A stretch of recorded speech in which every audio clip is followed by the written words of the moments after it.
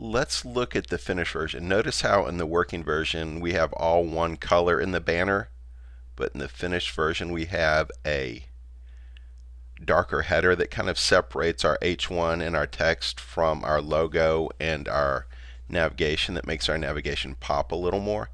Let's add that darker blue into our header so that our working version also has a logo and our navigation pop a little bit better. So we're just going to come in here and we can do this after the features. We can go header,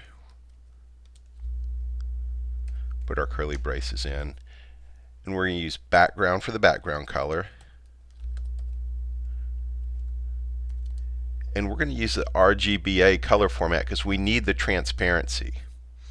So we're going to RGBA, and remember, red, green, blue, and alpha is the transparency. So after the RGBA, we're going to put our parentheses in.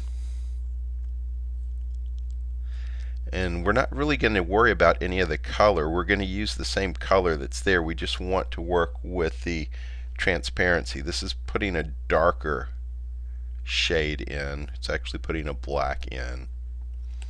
0, comma, 0, comma, 0, comma. And let's put 1.0 in for our alpha. That means we should not be able to see through this.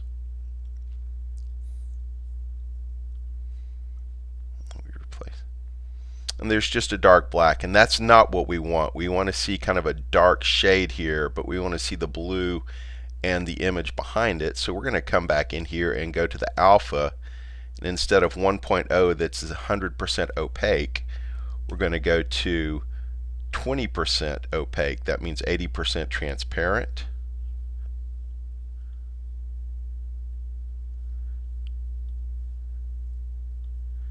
Now we just have a kind of a darker shade that lets us see through to the blue tint and to our background image. And the reason we did that, we want our logo and our navigation to separate just a little bit from our H1.